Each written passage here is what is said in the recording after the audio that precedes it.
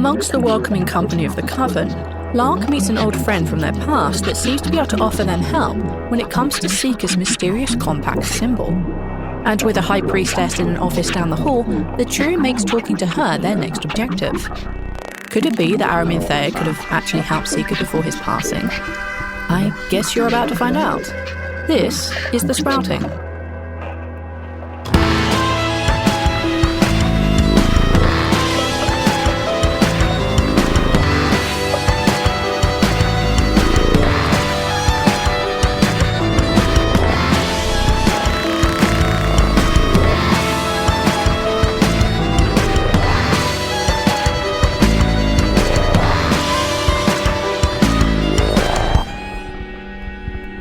Ch.3, Covens and Radio Waves, Part 2.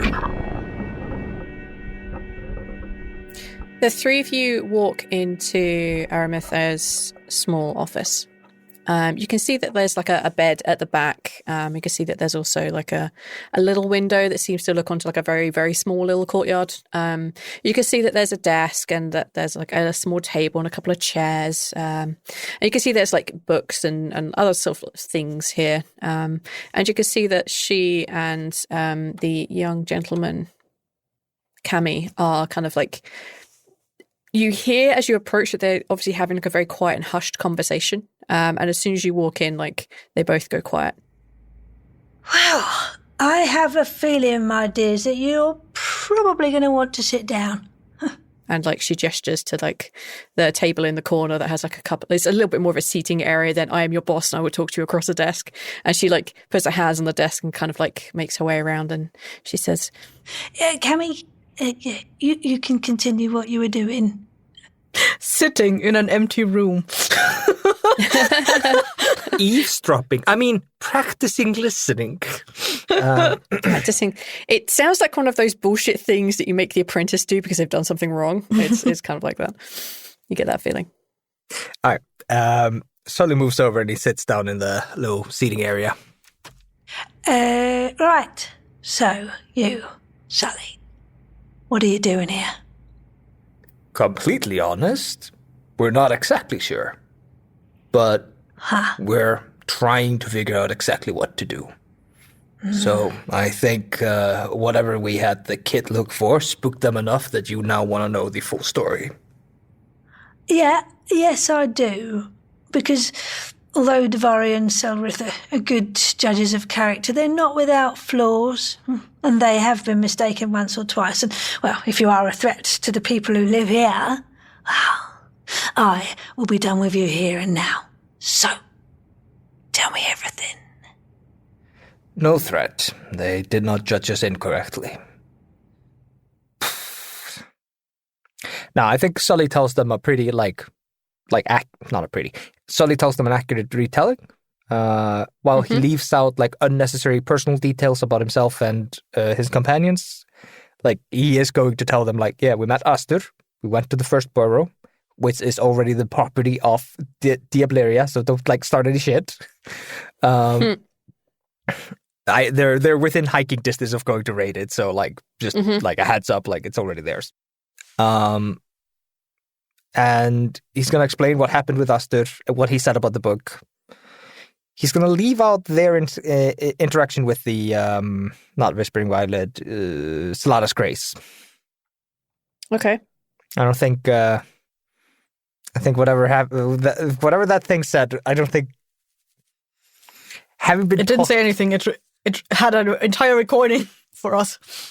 I have such a strong feeling it's important, but I don't know what to do with it. Tell them about Astur, what Astur wanted, the book, blah, blah, blah, and that they die at the hands of the Sickle of Ymel, turn to crystal. We go on to find Astur's friend, Henry. Henry explains that they used to be part of the Sickle of Ymel and a different cult, and then we were trying to get here to try to figure out the book. And Sully's going to include in it that Henry made that Sully thinks Henry made a deal with Violet to find the book. And yeah, he's also going to describe the creature that attacked them. Sparing no detail about that. So you're leaving out personal information? Yeah. Like the fact that Sully saw the original crystallizing. Like, there's no reason to mention that. Okay. You're leaving out Lark's weird dream magic. Yeah, I don't like if Larks wants to talk about that, then they can. Are you leaving out the fact that Ralph has a recording of the creatures? Yes. If Ralph wants to bring it up, or if they ask us more questions about the creature, we might bring it up. But it's like Yeah. I'll get to that in a minute. Okay. All right. I can go from there. Right. Yeah. So Sully retells the story, basically without those like little bits of information. Like, yeah. He's I get you. He's not flowering up the truth. He's not gonna like hide anything specifically. He's gonna tell them that like they, as far as they knew what was gonna happen to Henry, and they were just praying that it wouldn't. But no, the Sickle had him in their sights, and there was no saving him at that point. Mm-hmm. And yeah.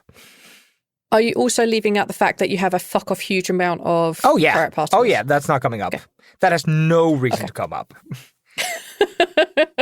Okay. He turned into crystal. Right, we recovered it, but that has nothing to do with it. Maybe also bring up the thing that Lark has been asking around, the symbol with the mirror. Mm-hmm. That Lark can just bring that up as we mention Aster. Like, yeah, that's fine. Or and that he broke it. Yeah, true. And that he got it from Lillian or whatever. Yeah, I think we would I think Sully would... You mentioned Lillian's name. Yeah, I think Sully would definitely mention that. Sully wouldn't mention they talked to Lillian, but like when Lark brings up the composite mirror thingy piece, Sully goes like, right, yeah, and then there was like person Lillian. I think Lillian tried to get me to give this to Henry. I don't know why I was the middleman in that case, and then he broke it. It used to have a mirror in it, but now we only have this part. If Lillian is up to no good and is trying to curse people that they don't like. Yeah, I think it was because Aster was having a moment because his friend had died. So she wanted to make sure that Henry didn't also ignore her gift of help. Okay. I'm not going to have you roll anything because you're being honest, and she's a pretty good judge of character, so I'm just going to let her go with that. Is there anything you guys want to bring up that I'm saying I'm leaving out or not bringing up? Not that I can think of. Well, sounds like the three of you have had quite an adventure, eh? Yeah, but I'm sorry for your losses, genuinely. I've heard about this crystallising before. I've not seen it, but I've been made aware that it's in a few places around the Cradle. Have any of you heard of something called the Auberge of Light? Lark shakes their head. Nope. Would that be a roll? You could definitely roll. What roll? What are we rolling? I want to put pips in things. What information? Well, this is going to be really difficult. I don't know how to phrase this. You could roll a history check, or you could check your notes. My notes. Maybe check the handout. Oh yeah, then the Auberge of Light can begin. Yeah, fuck. That's what the Salad of Grace said. You know, the thing that I decided to leave out. Yep. I was like, I'll circle back around to that, don't worry. Oh, okay, yeah. Yeah. Well, it didn't say that to me. No, but... I was told about it, but yeah. Yeah. All right. Yeah, I think there's a little bit of hesitation before, I've heard that term, but I have no idea what it means. Not throwing Lark under the bus. Nice. Many years ago, I was unfortunately involved with needing to help some Sickles of Yamal. They talked about... Helping them? Yeah, it was not exactly my choice, and I'm not going into it, so don't even ask. Yeah, they were preparing for the old Barge of Light. It's the morning song of light, you see. It It is what many of them have been working towards for scores of years. And it involves a lot of death and a lot of sacrifice. I know of a few places where this has happened, and, well, if your friends Aster and Henry were being sought after, it either means that they're about to start the Aubage, or they're cleaning up loose ends because it didn't work. The phrasing I heard the Abbas of Light sounded like they were going to kick it off when Henry and Aster were down. Out of the way. Ah. Any idea why they would need to get them out of the way to start this? Often beginning a powerful ritual, something that takes decades to prepare for, requires a lot of power. See, there's a lot of power in life and life forces. Sorry to say, but you and I, Sully, are not quite as powerful in that regard. It kind of gives you like half a smile and looks over at Lark and back at you again. I don't think Sully smiles at this. I cannot tell you what this is. I managed to leave the Sickle's incarceration of me before I ever found out what it was, thankfully. But I think there may be one person, two, actually, that might be able to help, who may have more information than I on exactly what this may be. One is a former Sickle, who's quite powerful and yet quite disturbed man. Yeah, he's one of the raiders now. He's at Altus Hush and is, he's a dangerous man to tangle with, but you might be able to spark his interest and perhaps trade with him for some information. Yeah, he has no love for the Sickles, but that doesn't stop him from being dangerous. The other, more tenuous but potentially safer, is in Corentus. I heard that someone there has a special connection with the Sickles, something. Yeah, I don't know any more than that, I'm afraid. And as for the book is a very old relic, written a couple of 100 years ago now by a woman named Seraphine. Yeah, she seemed to have travelled the world and learned a lot about the weird, as it was called back then. She wrote her thoughts and her discoveries in her book, and, well, it's indecipherable to a lot of people now, but it is said to be a magical object in its own right, and if the Sickles are after it, well, that can only mean bad things for the rest of us. I described the creature that came out of the crystal that killed Aster, or that grew from Aster, however you want to phrase it. Do you think that was something they control? Yeah, there are. As far as I understand, at least two variations of the same creature. One is a much larger creature, the one that you described, and one is much thinner. Tends to carry blades instead of beating things with its bare hands. That wasn't the shadow creature we fought, was it? The only one who saw the version of the shadow creature with the long spindly arms was Ralph. But you've seen like the big hulking one that doesn't use weapons. You saw that. Yeah, but we fought a shadow creature.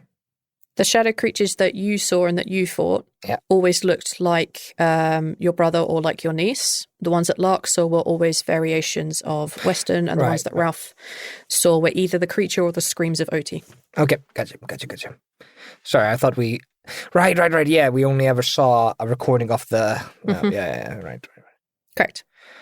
They are very much under the control of the Sickle, yes? Or they summon them, at least. It can go wrong. It can turn upon those who summon it. How many of these things are there? I don't know. We fought 2 of them, it felt like. And I believe I destroyed one of them. I'm afraid I can't help there.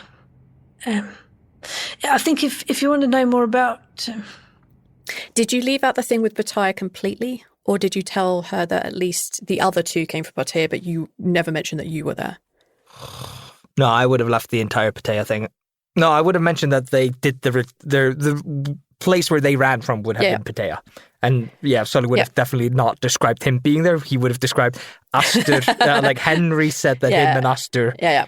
did the ritual Yeah. in Batea. By the way, I think it would also have come up earlier, but during the quote unquote briefing, that one of the last things Seeker said was, or like heard, was that the shadow creature talking to him said that it was Nazir. Name dropping you were Nazir. there, you would have heard that for sure, yeah. Sorry, forgive my old lady's brain. I think if you want to know more about the Sickles and whatever it is that you fought, you need to go to someone more experienced with the darker side of magic than I. I'm not looking to know more. Just wondering if you knew. I'm happy to never encounter these things again. What do you make of the mirror and the thing that Lark had mentioned? Oh, that's primarily used as protection, isn't it? And you need to empower it with light, blood, and specific rituals, of course.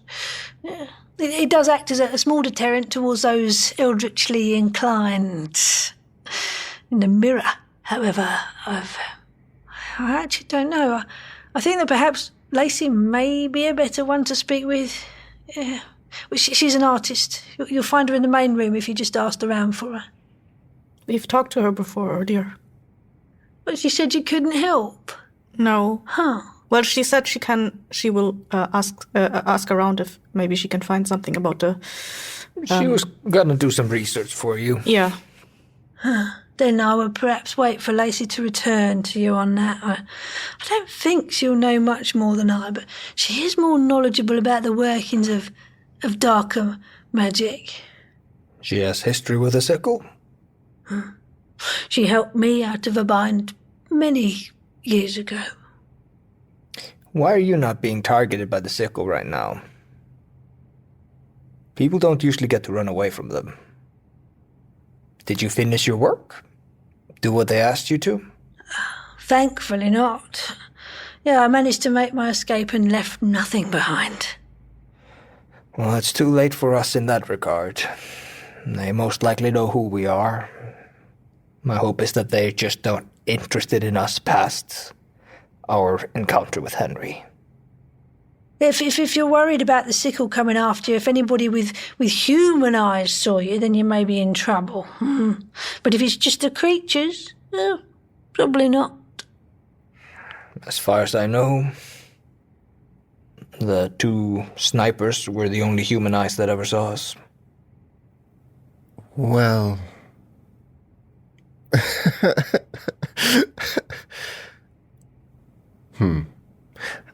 If you don't mind me asking,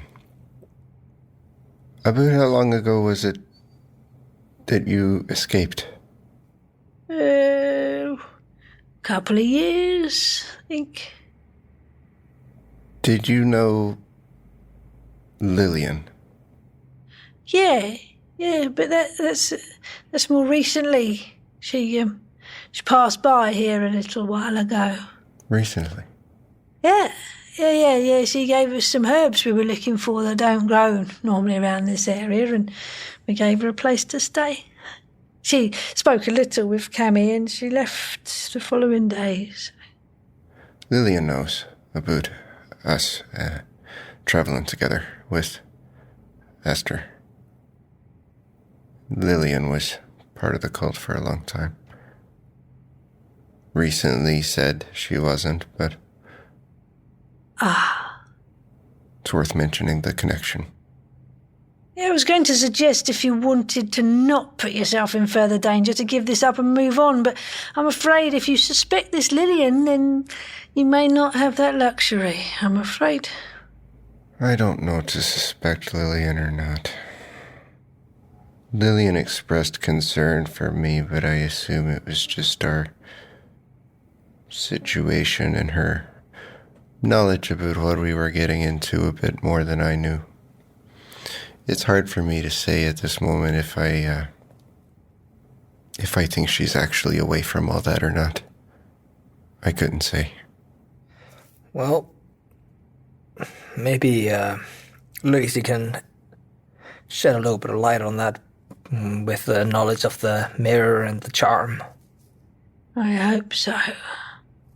If it's a genuine negative thing, then maybe there's a good reason to suspect that she still does the Sickle's biddings.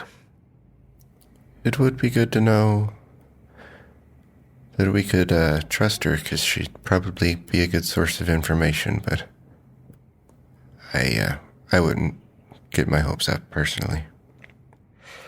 No, not right now. Not with how things are looking.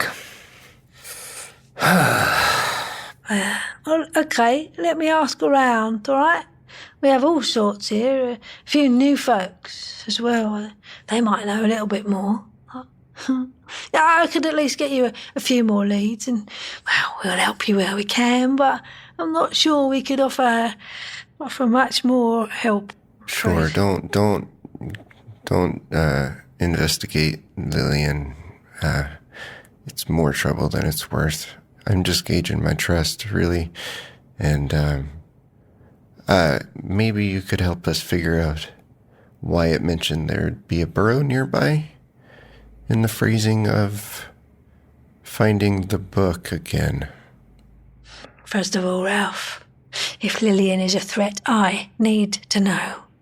She's been in here. She's traded supplies with us, and she knows a few of my people, so I need to investigate her. Sure, just be careful. We try to be. Don't tell her I said nothing, but the information that I've got is that for the last year or so, she's had to be removed from the cult. I understand. But that's words from her mouth. I don't suspect she'd be out to hurt me, though, so you guys, I don't know. Be careful. We will be. Thank you for the warning. Sure. As for the burrow, Right.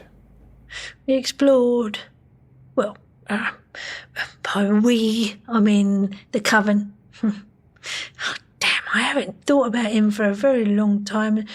The people who set this place up, they explored the mines, see? They explored the mines below shortly after the sprouting. It used to be a tourist attraction, you know. People would go caving and whatnot. And there were short walks, and there were much more dangerous ones with hard hats and climbing ropes and the like. But when the founders of this place went down there to look more extensively, they found it was probably not necessarily the safest place to be. See, as far as I understand it, they had dynamite from the old days down there, and unfortunately, old dynamite sweats, and that is extremely explosive. Well, it'd be really unfortunate if anyone just, threw something down there, eh? And the whole mountain just... Sully leans down to Larkin, dynamite is a type of explosive. Makes out an explosion. But maybe everything down there is turned into crystal at this point. Crystallization did happen close to it. Perhaps. But if you're looking for specifically a burrow, I don't think it would be down there.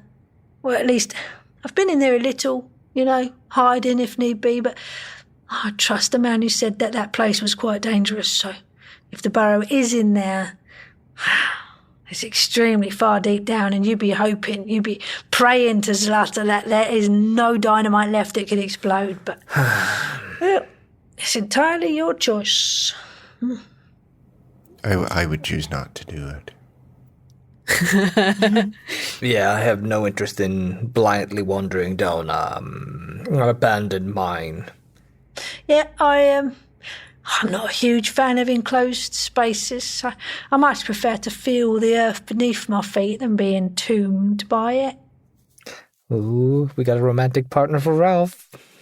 I am far beyond that. Nobody's beyond that. Everything down there doesn't work. If Odie gets charged up, I could send him back to my database and see if I can find anything out about the mine. See if there might be any old information about anything that was put there. Detailed maps, or references to construction work shortly before the sprouting. That would be very helpful. Yeah, it's probably something you could do, yeah. If not, I know there's a couple of folks here who'd be wanting to explore the mine, and, well, I trust them. Why are they looking to explore it? Well, why? Hang on. Why are you up here looking for answers? Curiosity? Oh, they are also young and have an adventurous spirit. I was hoping there was like a local legend about a burrow, and she just didn't want to talk about it. It's like, there is no burrow, it's just dangerous. That would be a psychology, buddy. No, it's just, I don't know. Do you happen to have a generator here? We do, yeah. Yeah, what do you need it for? If I could charge up, I would need it before going into the mines or sending Odie out.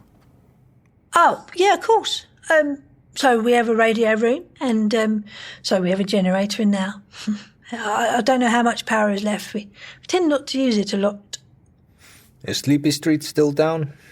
Yeah, it is. Yeah, we're still picking up some transmissions from them, but I think that's because we're quite high up, you know. Yeah, we can't quite reach Venice, but we can at least, well, we can get to some significant people if need be. Why'd you ask? Just curious. There's a lot of people out there that use Sleepy Street a lot. Just hoping somebody had fixed it. How long has it been down? Oh, Sleepy Street's been down 3 or 4 months. But everything's okay over there? Well, the last person we had travel from now says everything is fine, other than the broken dish. Okay, good. I could take a look at that if we end up there. I've repaired their systems a few times. Made changes. You can see that she has like a bit of a smile on her face as she nods and she says, Yeah, there is also usually attached to that notice a quote, "We need a replacement dish. You're not going back there. Keldon has already checked it. Fuck off and leave me alone." And that's a direct quote from Keldon. Of course. Oh, you know him? Yeah, Keldon. Yeah, old friend. Oh. Well, look, you're probably not going to get much more done today, and frankly, after everything you've been through, you need some rest. Yeah? You're welcome to use the generator if you wish. Thank you. Tell me, what was the name of the bandit? Where did you say he might be positioned? Altes Hus. bandit. Yeah, Alteshus, yeah. Alteshus? Yeah. And what was his name again? Old house. Go there and you'll find out why. Just a single house. Old as fuck. Did you know what his name was? She did not mention any of the names. Okay. Bandit, lead. His name is Stuz. And the other one that is in Corentus? I'm afraid I don't know their name. Yeah, Sully is happy to end the conversation there.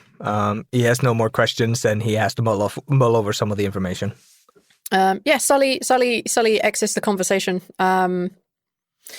Ralph and Lark, are you also like, yep, conversation's done, let's leave, or are there things you might want to ask her? No.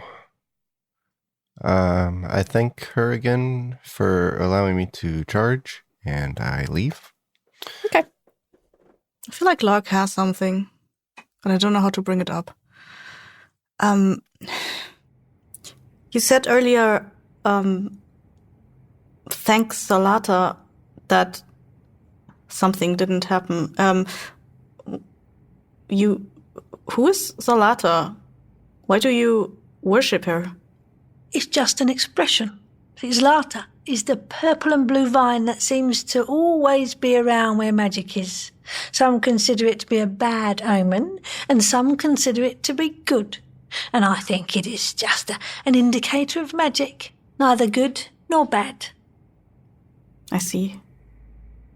So you would say, if Salata's Grace interacted with you, would you think that's a good or a bad thing? The only times I've heard of Zlata interacting with people has usually been to warn them of things. So it's a helpful thing. Yeah, I think. I'm going to make her roll of psychology. Ooh. It is a good thing that is happening to people in bad situations. A deus ex machina. Yeah, I think that if Zlata is speaking to you, it means it's taken an interest and wants to see you safe. Lark mulls this over in their head and just, like, they look down and then they nod. Like, slowly. Maybe we should have asked about what it means when the goop points at you. You could ask, because you have a really small amount of it, not like a world-ending amount. So, yeah, you could ask.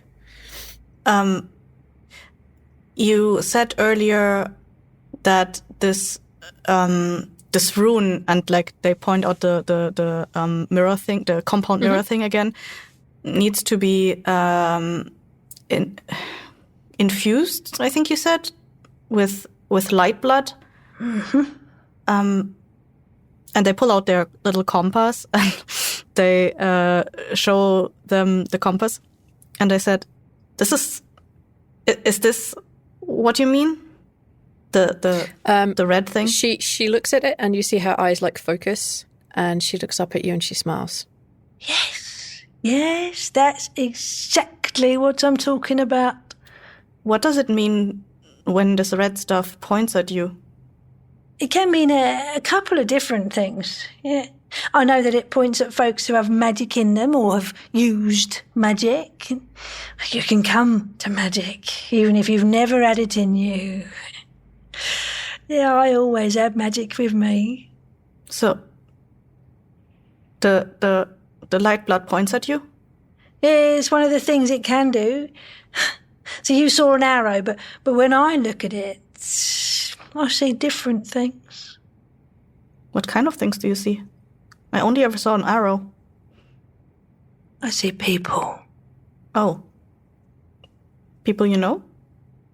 Not always. But it's people I'm supposed to help. So that's how it works for me. Sometimes I've heard that it points to people of magic or have used it. I've heard that it points to, and this is but a rumour, I've heard it points to rifts, places where the veil between the eldritch world and ours is thin. And I know that when the Sickle have used it, they can use it to point at their next victim. So you're seeing arrows, I see people. Some people would see the person they're supposed to go to or the person they're meant to flee from. Depends on how strong and what your connection with the light blood is. And how do you know what the purpose of what you're seeing is? I mean, if you're seeing people, how do you know you're supposed to help them and not go after them? You know how when you're really thirsty, you know you need to drink water? Yeah. That's how it feels for me. So you just know that you need to help them. She nods. Okay. Oh, not everybody can see, my dear. It just happens sometimes for some people. Yeah. I don't always see the arrow in this one. Oh, you'll see it if you need to or if you want to. But there are some people out there who can't see it at all. They'll only ever see red fluid. Yeah. I've heard that. Can you see something in this right now? And like they hold it up to them so they can look at because it's a very small amount, a little bit better. Yeah. She smiles and she looks back up at you and passes it back over. I see the three of you. Does that mean you need to help? Is Is that a message for... not a message. Actually, it's my kill list. So this is what you need to do then? Yes, I'm supposed to help, but if you look at it, it may point somewhere else for a different reason. Lark is going to take a closer look. I think like until the thing with the goop ball happened, like I don't think they ever looked specifically like at the red fluid and in the small one. Yeah. Do you think Lark would have taken in the compass directions that Sully was teaching them? You mean that like the needle always points north? Mm-hmm. I think they believe that sometimes it points north, but that sometimes it will point somewhere else. Okay, great. Damn it. As you look at the particles and you actually really, really focus in on them, you see like the lights kind of shift and move about. So I'm trying to think who would be next that isn't just... Who's next? My killer. Sort of. So what I'm balancing here is the strength of the magic users around you. Mm-hmm. If there are any like nearby links to eldritch places where you could like slip through from our world into your nightmare existence, and other things that it could point to. So I'm balancing like which is the pecking order and which is strongest in that pecking order. So it's like I'm balancing a few balls here. So, all the magnets. All the magnets are bouncing around right now. As you look at the particles like swirling within the red fluid, they kind of coalesce and they point sort of in a southeasterly direction. It's pointing this direction. She like shrugs and says, I think it's really only on you. I mean, if that's the way you need to go, or perhaps it's pointing at something powerful. I can't be sure. It's probably pointing to driftwood. Might be. Where's driftwood? Somewhere by the ocean, I think. Or across a body of water. Well, I guess that will be a place I'll never get to see.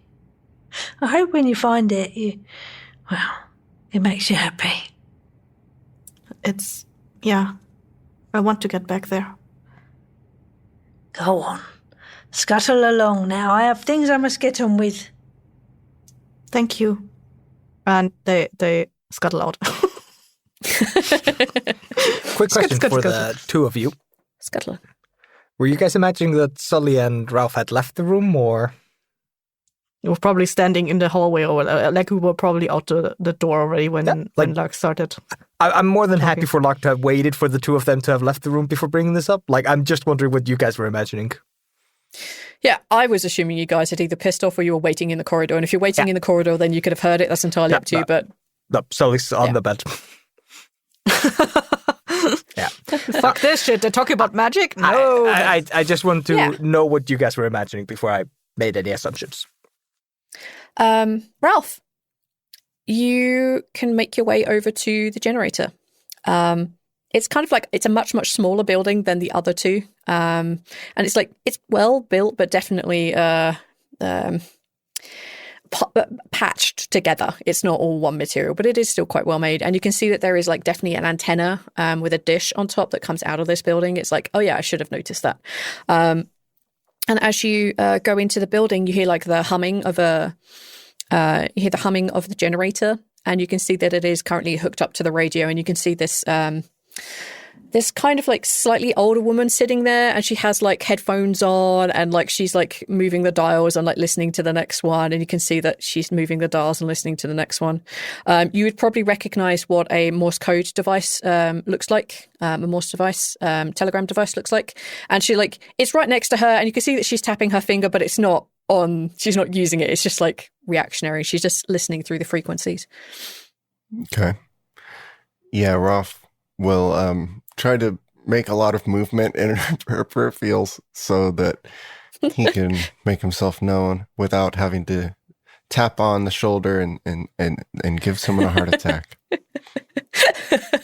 Yeah, she realizes you come in and she takes her headphones off and she can see that she's got like kind of like long reddish hair, and like she kind of like sits up like suddenly as if she's realizing that she's been sitting in a crouched position for a while, and she's like, oh yeah, company, I better look like I'm yeah. And she takes her headphones and she's like, hi, who the fuck are you? Hi there, I'm Ralph. I was told I could charge up my backpack. That's Your all right. backpack? My drone, my kit.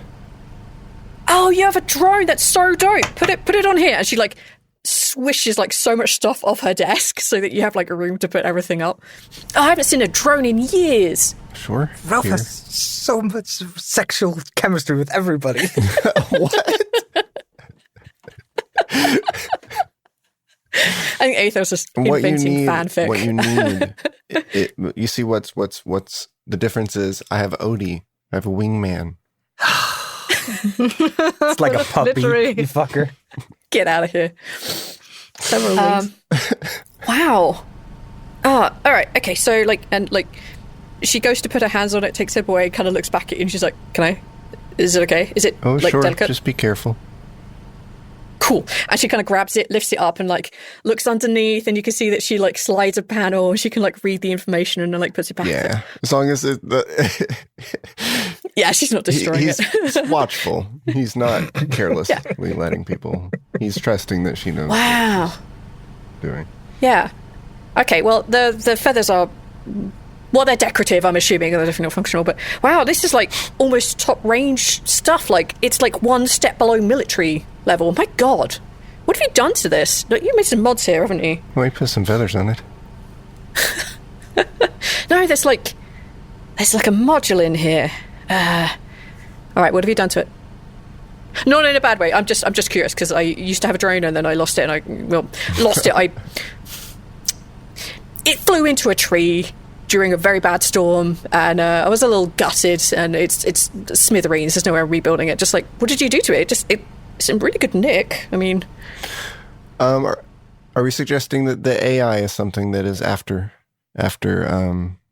like installation? you definitely know that the AI has evolved further than a standard model out the box. You have also added voice units to it. Okay. And you've probably expanded the memory a bit. Okay. But they do come with a version of like yeah, an but it's like AI. super basic. Yeah. Okay. Yeah. Well, we've upgraded some components and give it a voice, so it's got a bit more personality than usual. She kind of like pulls back and frowns a little bit. It's like personality on a drone. You know what? Plants move. I'm not going to question it. It's fine. So, you just need to power this up. Sure, if that's okay. I've got my pack here, and Yeah. it's just much quicker than the sun. It would help out. We've got a lot to figure out in these next couple of days. Look, I think I might be able to make your solar power a little bit more efficient. Oh, okay. I promise that when it crashed, it wasn't my fault, okay? Like, I'm not clumsy. It's just, I think I can make them a little bit more efficient on the bot. Like, I think there's, like, a few bits here that if we swap the material out would work a little bit, and I think that just needs a clean, and there's, like, a tiny software upgrade that we could add. Do you know, I'm sorry. No, it's just a little overexcited. fine. I haven't seen a drone for a while. Sure. Cannibalize her friend. Do what? Cannibalize her drone. Move the Frankenstein drone. Odie pulls out Franken drone. a little hole opens in Odie, and a 9mm pistol bullet just Feed me. Yeah, I can hook up a converter for the generator to your bot has a name. Odie? Yeah, Odie. Odie, okay. That's called my Steve. Just she reaches over, she like finds different cables, converters, like she puts them into a power pack and kind of plugs OT in. It's like, okay, well, this should be done by like midnight, I guess. Like, fully charged, ready to go. Should be able to do some upgrades if you want. Great. You should probably leave something for the collective group here, just as a... Sure. Not requiring it, but it would be appreciated. Sure. I'll see what I can do. Cool. Well, thanks for letting me work on Odie. Yeah, be careful with him. Don't turn him off. He's fine. Never would. And, like, she kind of, like, puts the radio set, like, off to one side. It's still on, and you can hear a little bit of, like, noise coming through the headphones, but, like, she pulls out equipment, and, like, yeah, you can see he knows that drawer. If she's fucking it up, Odie will protest, is why he wants basically, yeah, you know, Odie on. would start, like, screaming and, like, leaving the building. But yeah, like, she can do, like, some little upgrades on OT while it's charging.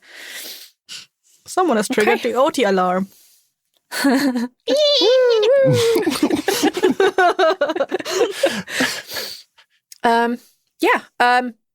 three of you are definitely able to meet back up. Yeah. It's like, yeah. I think Sully's like laying on his bed. He has gone out, smoked his pipe, cleaned it out, put it back in the backpack. He's gotten his fix for the amount of bullshit that he's been going through. I think after the conversation, Lark has gone out to sit on their bed next to you, probably also chilling on the bed, and they go, I think this compass doesn't work as I thought it would work. Yes, it points north, like I said. No. The red fluid. It points somewhere completely different. It points in this direction, and they indicate a direction. Sully sits up, and he's got to look at your compass. The needle goes in this direction. Oh, you're seeing things in the fluid. Yeah. Lifeblood, she called it? Light blood. Light blood, sorry. And it's pointing southeast. We thought Driftwood was to the southwest, right? Or Correct. And what, do you feel like you need to kill in that direction? Sully is definitely being a little flippant. He's definitely exposing that he was listening. I didn't close the door when I left. Fine. I don't know yet. Do I have any kind of feeling what that arrow is trying to tell me? You could make a hard pow check. Ooh, a hard pow check. Okay. That's like a 40 for you or something. Yeah, 36, that's a hard success. Fantastic. Good job. It feels like someone in that direction needs help. I think I need to help someone that is in that direction. Southeast. Somebody needing help. What time of day is it? I don't know, maybe an hour or two before sundown. Could it be in the direction where Bree is going? It is. I checked the map. Like, it's the first thing that Sully thought of. It's the one person he knows. Like, Lark too, but like I didn't like. I don't remember if Bree gave us a southeast direction. No, she said she was in Orange Valley, which is where Apacine headquarters are. Yeah, but they also said they would meet us at the Glass, which is also in that direction. I don't think you told me what you want me to tell Bree later, if I meet her again tonight. Yeah, I was going to talk to you about that. Do not let Bree leave my brother alone. Okay, I will tell her. I make no guarantees, though. She's very strong-headed. And definitely are. God damn it now! Sully sits up and like kind of pushes on Lark. It's less that she's hard-headed, and I think you are very pliable. I don't know what that means. You don't stand up for yourself a lot. You need to be a little bit harder. Maybe. It's What a beautiful answer. It's not my place to tell other people what to do. If Bree wants to come here, if she wants to meet you, that's her choice. That's not my choice for her to make for her. Not wrong, but if Bree was going to do something stupid, like, I don't know, meet up with the Sickle of Yamal and join their order, do you still think that's just her choice? Or do you think that is a genuinely stupid thing to do and a dangerous thing to do on top of that? That is a stupid thing to do, but she also didn't say she would do that. Nah, it's an analogy. I'm comparing it. What I mean is, when you talk to Bree tonight, make her understand that if she leaves my brother behind, while he is sick, ill, and unable to take care of himself, confused, that is the wrong thing to do. No matter how much we want to get a character particle to him, she is just gonna have to wait. Tell her that. If I can meet her again tonight. I think... Thank you. I think by the things she said, if she leaves if she leaves where she is right now, she might not be able to come into the place we meet up anymore. At least that's what I think I understood from what she was saying. Are you okay with doing that for me? I know you can close yourself off to dreams, and I don't want to force you to do things, but I do appreciate the offer and the... I don't mind doing it. I don't mind doing that for you, but I'm afraid that if I say something like that to her, that she shouldn't come and meet with us, that she will continue believing that I'm not real. It was only yesterday that she said she wants to believe that I'm real. She has never believed me before. And I've met her a couple times before. I mean, quite a few times. If that girl is as smart as she thinks she is, the fact that you would tell her not to come, and that's a direct order from her Uncle Sully, I think she will understand that is a more real statement than if I begged her to come. I've already got Odie on a task, but I'd hate to not mention that, and it's probably not something you want to consider because of the value of what it is, but just taping the character particle to Odie and sending it out. It's a long distance. Can Odie make it's a multiple day journey. I'd have to check with Odie. I'm not gonna lie. Odie's usually we're usually not down this far. And considering going further south is definitely out of our usual area, so I'd have to see how familiar it is with it. Just out of character, for my understanding, there was earlier the talk about radio signaling Venice and Sleepy Street. And might there be the possibility for them to maybe contact Orange Valley or whatever, since they have robots and shit there? You would have to ask, but if you were, I don't think Lark would ask that, because Lark has no idea about that kind of stuff. I just want to bring it to the table. Yeah, I get you. So if I'm catching this correctly, Gumpendorf is top of a mountain, so its radio signal is it has the highest chance of being able to see radio towers and be able to get weak signals. Orange Valley, if you look at the map, is on the opposite side of this mountain of Gumpendorf from Sleepy Street. So they would 100%, or Sleepy Street 100% can't hear Orange Valley. Now, where is Venice? Venice is It's at the far east. They might be able to hear Orange Valley, but I don't think there's like a chance that Gumpendorf could reach Orange Valley. Yeah, but like, yes, it's on the other side of a mountain, but who knows how big that mountain is? And Orange Valley, well, it belonged to Appleton, so if anyone's going to have some badass radio signals, it's probably going to be Appleton headquarters. That's my thought too. That's a really good thought. I like that. I like that. Fuck. Now I don't want to steal your idea. Your idea is really good, Kessin. No, but the thing is, Lark wouldn't know anything about that, so I just wanted to throw that at you. I understand. Okay, yeah. Then I'm just going to steal it wholesale. Neil, please delete Kessin mentioning it.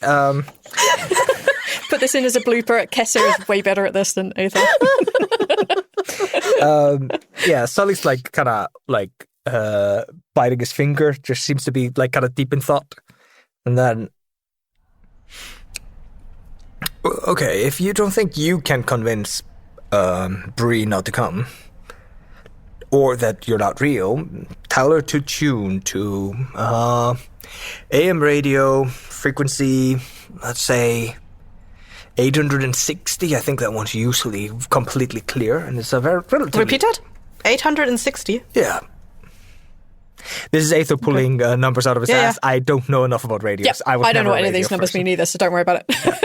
I think they only go to 200 or whatever. Okay, let me Google. 91.4 FM. Problem solved. There you go.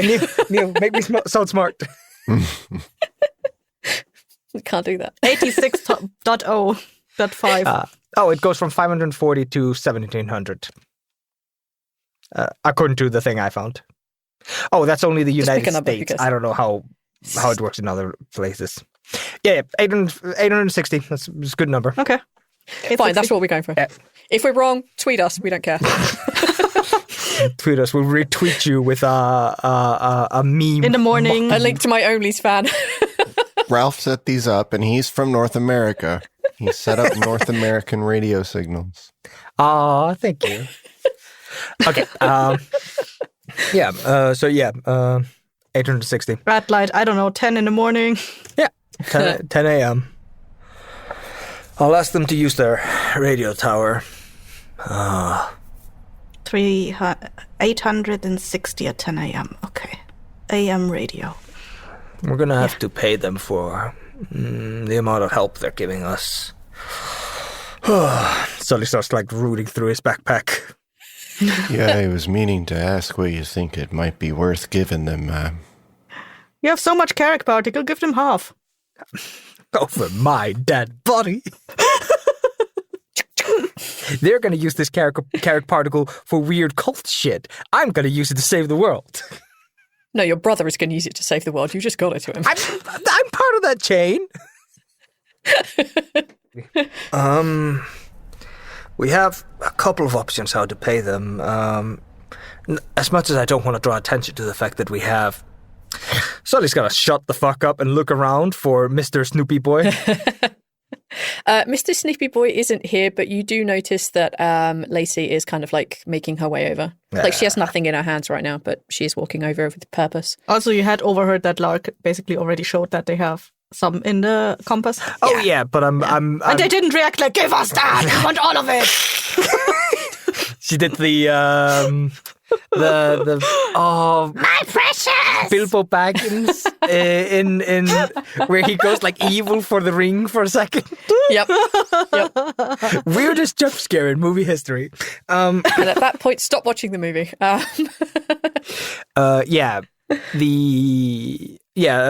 Basically what I'm thinking is I don't want to draw more attention to the idea that we have more of it, but I get what you mean. You said Lacy is like coming over. Yeah, she's coming over and like she kind of like very like purposely sits on like the end of whichever of the middle beds that you three have. Sully definitely like clamps up when she approaches. Like she sits on the end of the bed and like she sits like cross-legged and she says, "So, I looked into your problem." Oh, yeah. Did you manage to find something? Yeah, the rune in the reverse.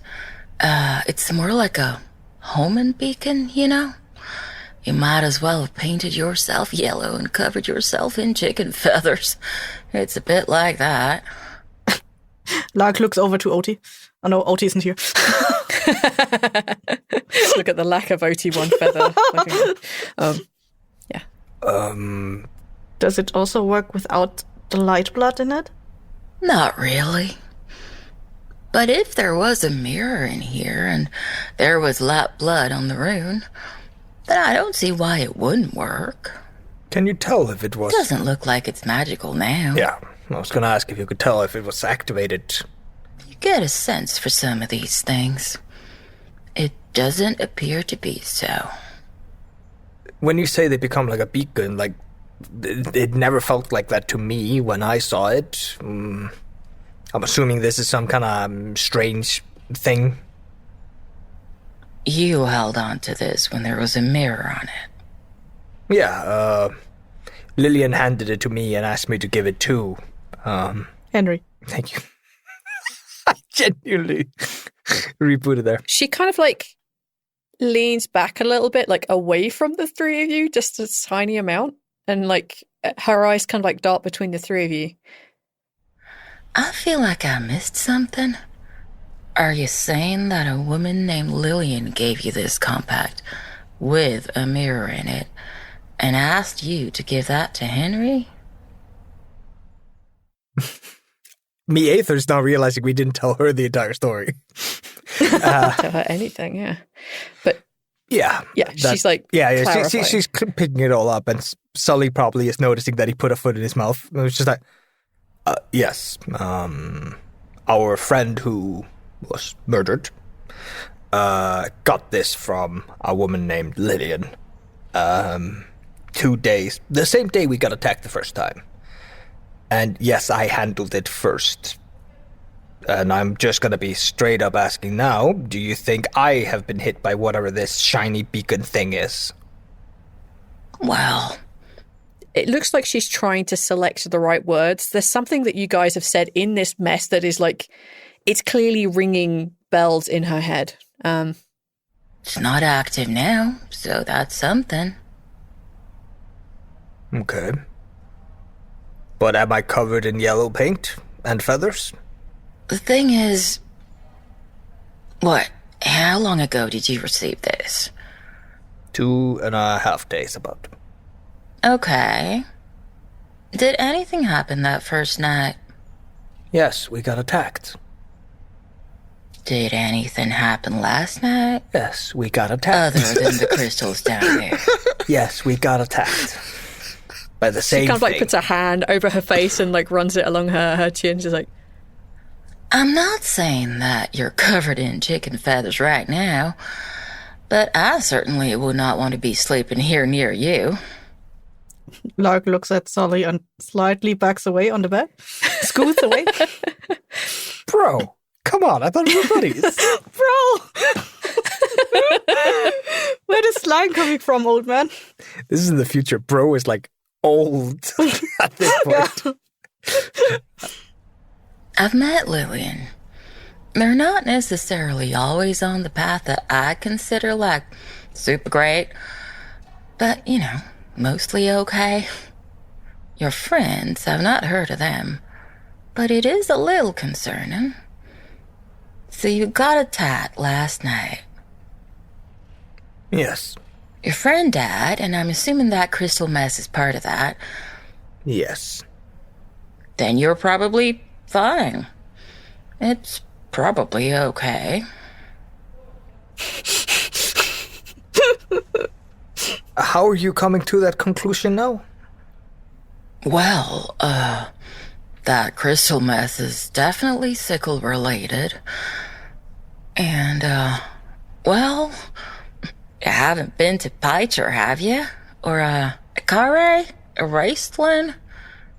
I've been to Piter, yes. Why does that matter? Like you've been to Piter as in you grew up there and were part of that mess? Or like you were there after what happened with the crystals happened? I was there when it happened, yes. Oh. She kind of like stands up and goes like over the other side of the bed. I was not part of it. It almost killed me. Okay. Great. She has like a very fixed smile on her face.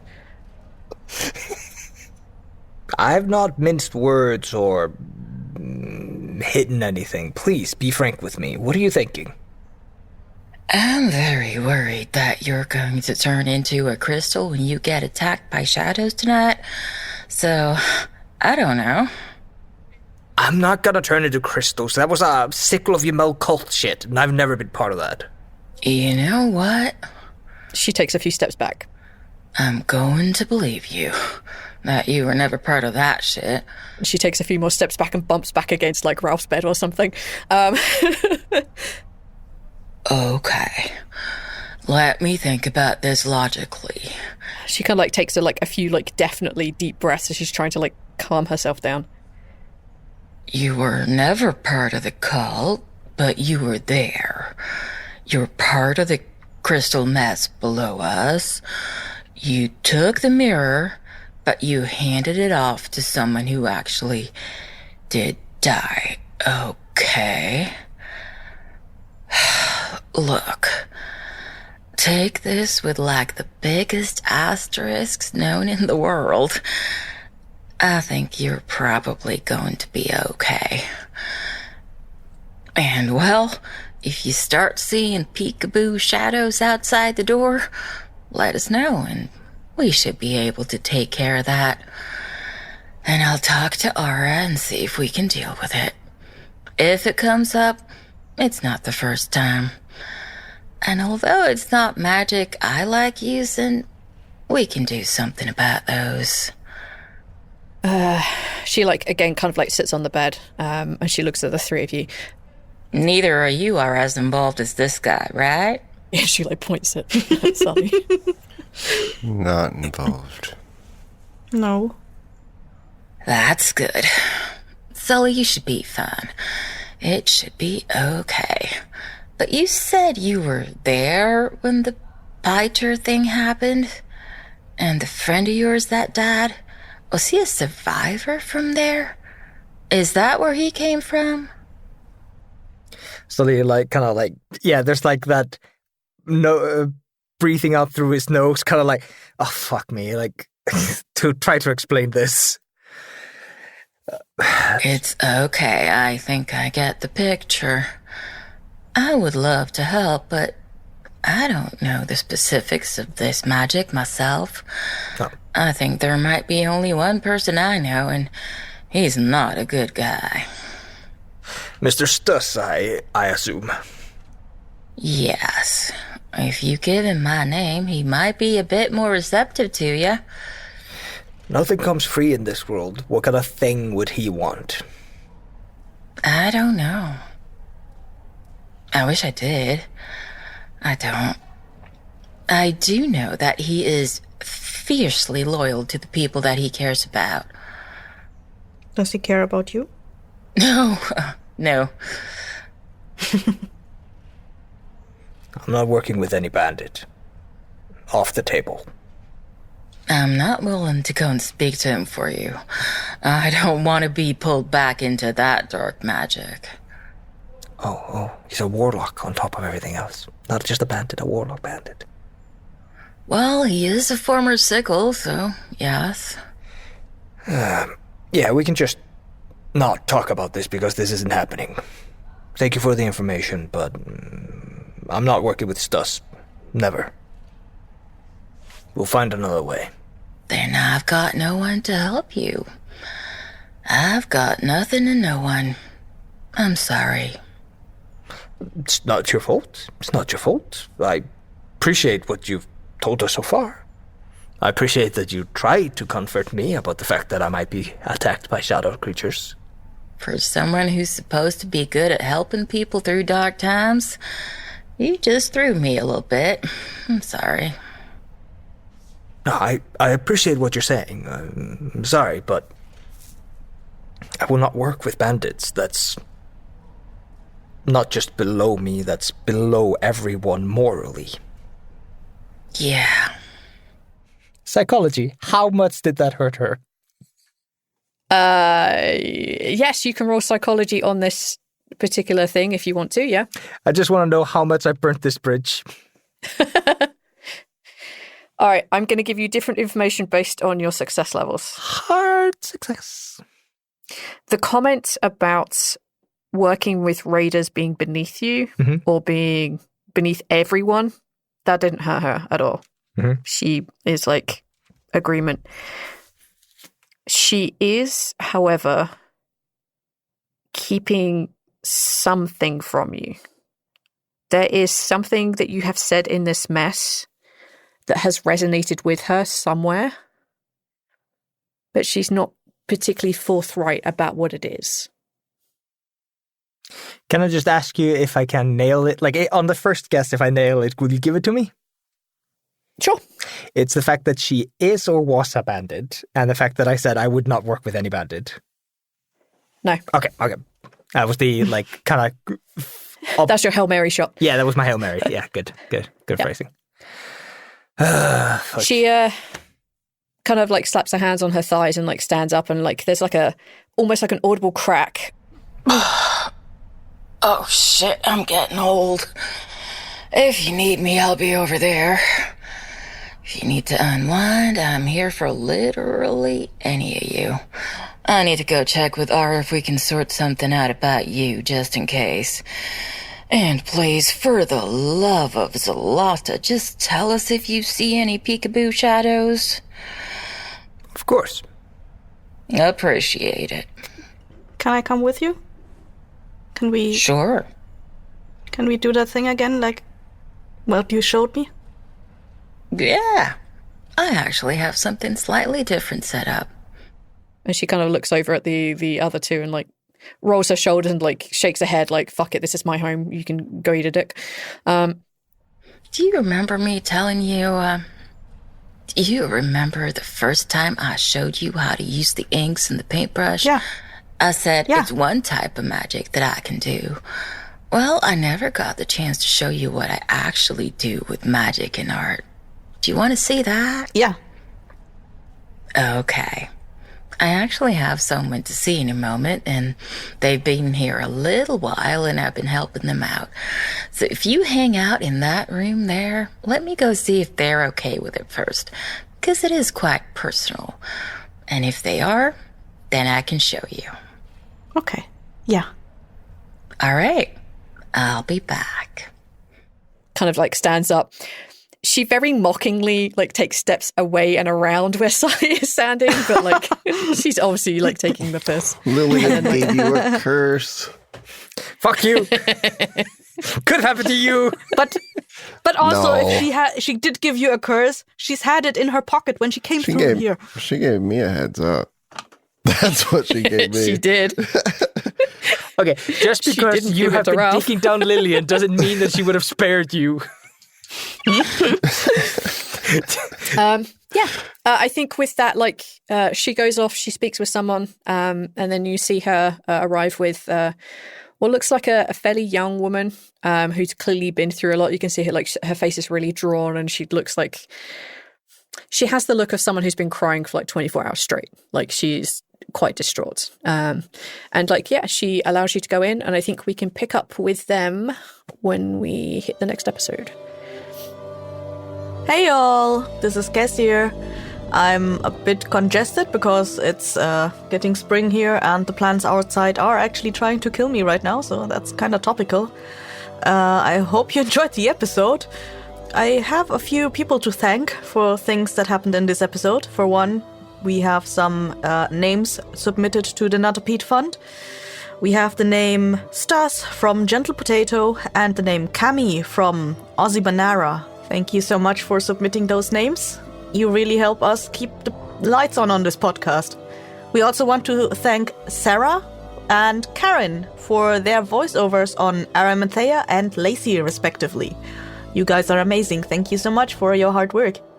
On a completely unrelated note, have you checked out our website for the sprouting yet? It's the-sprouting.com. We actually have a lot of character arts and episode transcripts on the website. We don't have them for all episodes that are out yet, but we're working on it. We're really trying to make transcripts available for all the episodes. Anyway, you're about to hear that ad swap now, and hear you again in the next episode. Bye!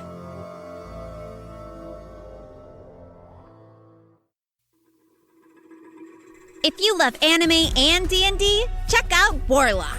It's the story of me, Nova Ravenwood, a young woman born without magic who forms a pact with a mysterious being for power. Set in a fantasy world of adventure, dragons, and powerful sorcerers, the story unfolds like an anime for your ears. And don't forget about our muscular hunk of a classmate, me, Ren. Too bad this is audio only, otherwise you could see that I'm flexing my arms off over here. Are you seriously interrupting the ad? You moron! Sorry, we'll get out of your way. Wait, hang on. I haven't even told them about my amazing powers. I guess I should describe myself a little bit more first. First thing, I don't wear a shirt. Thanks, Briar! Join the quest and listen to Warlock wherever you get your podcasts, or visit warlockpod.com for more information.